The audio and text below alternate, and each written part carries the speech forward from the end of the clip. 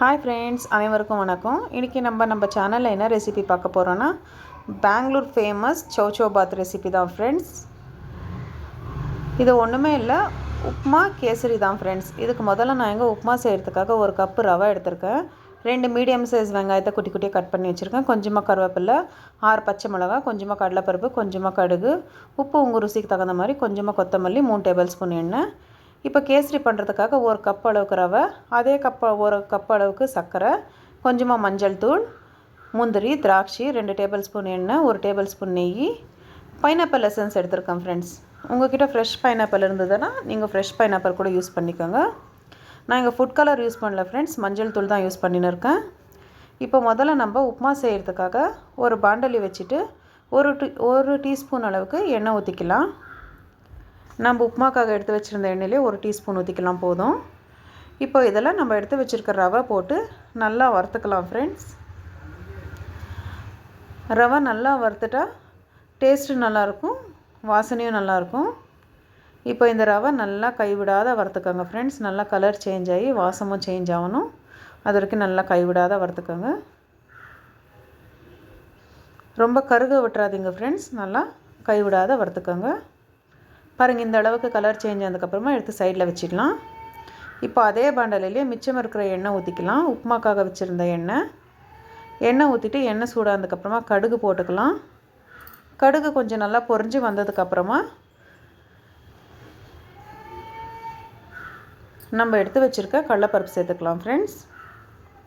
கடுகு நல்லா பொரிஞ்சு வரட்டும். இப்போ கடலைப்பருப்பு சேர்த்துட்டு ஒரு வாட்டி வறுத்து விட்டுக்கோங்க ஃப்ரெண்ட்ஸ். கொஞ்சமாக கலர் சேஞ்ச் ஆனால் நல்லாயிருக்கும். இப்போ கடலைப்பருப்பு இந்த அளவுக்கு கொஞ்சம் கலர் சேஞ்ச் ஆகி வந்ததுக்கப்புறமா நம்ம எடுத்து வச்சுருக்க கருவேப்பிலை சேர்த்துக்கலாம் ஃப்ரெண்ட்ஸ்.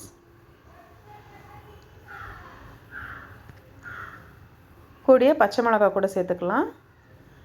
நான் பச்சை மிளகாய்ங்க 2 கீறி விட்டுருக்குறேன் ஃப்ரெண்ட்ஸ். இப்போது நம்ம எடுத்து வச்சுருக்க வெங்காயத்தை சேர்த்துக்கலாம். வெங்காயத்தை சேர்த்துட்டு கொஞ்சமாக வதக்கி விடுங்க.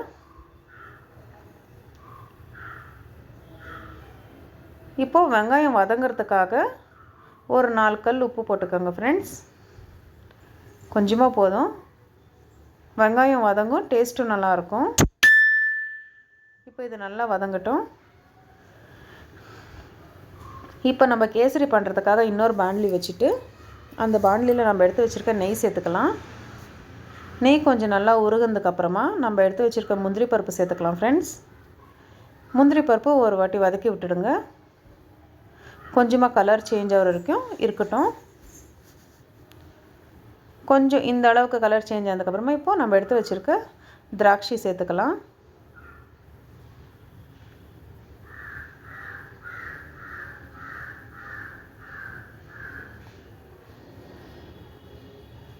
இப்போ பாருங்கள், வெங்காயம் இந்த அளவுக்கு வதங்கிருக்கு. இன்னும் கொஞ்சம் வதங்கட்டும்.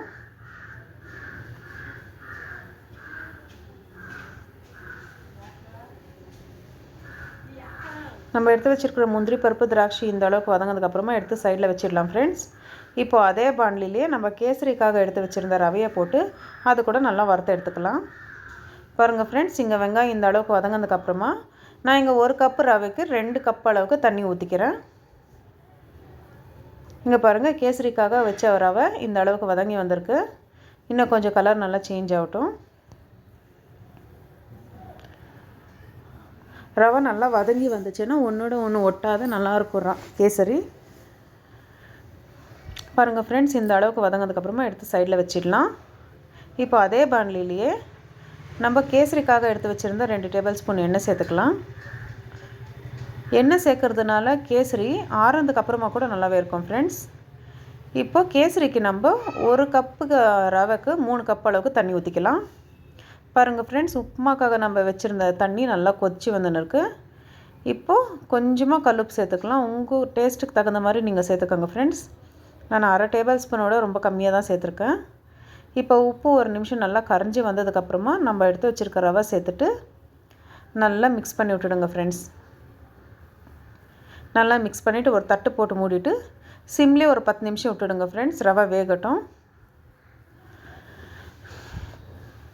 இப்போ பாருங்கள், இந்த பக்கம் நம்ம கேசரிக்காக வச்சுருந்த தண்ணி கொதித்து வந்துன்னு இருக்குது. இப்போ நம்ம எடுத்து வச்சுருக்க மஞ்சள் தூள் சேர்த்துடலாம். சேர்த்துட்டு ஒரு வாட்டி நல்லா மிக்ஸ் பண்ணி விட்ருங்க ஃப்ரெண்ட்ஸ். இப்போது தண்ணி நல்லா கொதிக்கும் போது நம்ம எடுத்து வச்சுருக்க சர்க்கரை சேர்த்துக்கலாம். கூடவே பைனாப்பிள் எசன்ஸ் நம்ம எடுத்து வச்சுருக்கிறது கூட ஒரு 4 ட்ராப்ஸ் சேர்த்துக்கலாம் ஃப்ரெண்ட்ஸ். சேர்த்துட்டு இது நல்லா கொஞ்சம் கொதி வரட்டும். சர்க்கரை எல்லாம் கரைஞ்சி நல்லா தண்ணி கொதிக்கும்போது நம்ம எடுத்து வச்சுருக்க ரவை சேர்த்துக்கலாம் ஃப்ரெண்ட்ஸ். கேசரிக்காக எடுத்து வச்சுருந்த ரவை சேர்த்துட்டு ஒரே ஒரு சிட்டிகை அளவுக்கு தூளுப்பு சேர்த்துக்கோங்க ஃப்ரெண்ட்ஸ். டேஸ்ட் நல்லாயிருக்கும்.